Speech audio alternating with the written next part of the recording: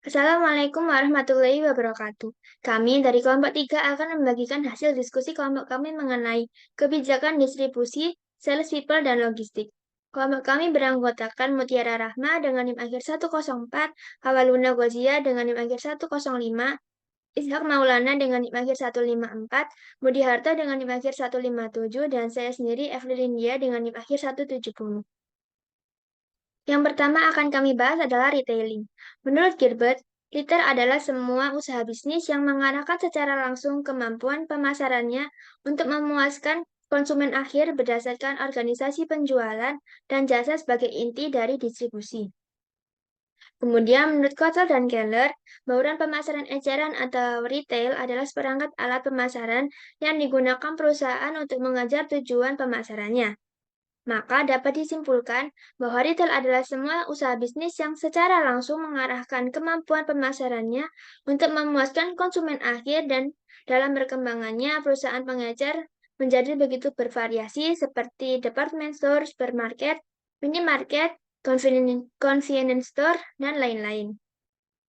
Kemudian seperti yang kita tahu terdapat 3 jenis retailer. Ada retailer kecil, retailer besar, dan juga retailer online. Nah, selanjutnya ada designing the sales force atau merancang tenaga penjualan. Dengan mendesain tenaga penjualan sama halnya dengan menciptakan seorang tenaga penjualan yang mampu bersaing di lapangan. Nah, adapun langkah-langkahnya yang pertama itu ada sales force objective, di mana dalam menciptakan tenaga penjualan yang kompetitif, maka perusahaan harus menentukan tujuan utama terlebih dahulu dari adanya tenaga penjualan. Nah, mempertimbangkan berbagai macam aspek dari lingkungan internal maupun eksternal. Nah, yang kedua ada sales force strategy, di mana perusahaan ini menentukan strategi yang tepat yang akan digunakan oleh perusahaan.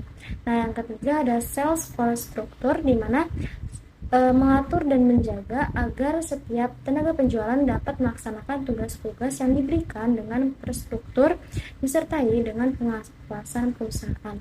Nah, yang keempat ada sales force size, di mana untuk menentukan ukuran atau batasan yang dilakukan dari seberapa besar seseorang tenaga penjualan melakukan marketing terhadap informasi yang diberikan agar tujuan perusahaan ini terlaksana dengan baik. Nah, yang terakhir ada sales force compensation, di mana standar upah atau bayaran tenaga penjualan ini ditentukan oleh perusahaan guna meminimalisir adanya kesenjangan sosial yang akan terjadi agar tenaga penjualan ini merasa mendapat penghargaan atas apa yang telah dilakukan oleh tenaga penjualan. Selanjutnya, managing the sales force atau mengelola tenaga penjualan. Terdapat beberapa langkah dalam mengelola tenaga penjualan. Yang pertama, merekrut dan memilih perwakilan penjualan. Pada proses ini terdapat 2 langkah utama, yaitu rekrutmen dan seleksi. Yang kedua, melatih perwakilan penjualan. Yang ketiga, mengawasi perwakilan penjualan.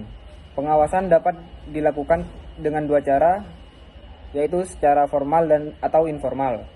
Yang keempat, memotivasi perwakilan penjualan, dan yang kelima, mengevaluasi perwakilan penjualan. Oke, baik. Terima kasih. Untuk selanjutnya yaitu praktik kebijakan distribusi dan pengelolaan sales people berdasarkan afal Rasul. Nah, untuk distribusi sendiri di zaman Rasulullah itu lebih ke distribusi kekayaan, yaitu menjadi pusat perhatian ekonomi Islam untuk mewujudkan kesejahteraan bersama. Beberapa instrumen keuangan yang digunakan diantaranya zakat, sedekah, infak, dan wakaf. Nah, selain itu, dulu sumber harta negara didapatkan dari peperangan yang diakui sebagai harta rampasan perang. Nah, dasar karakteristik perindistribusian atau sales people, penjualan yang dilakukan pada saat itu yaitu harus bersifat adil dan jujur. Karena dalam Islam, sekecil apapun perbuatan yang kita lakukan, semua akan dipertanggungjawabkan di akhirat kelak.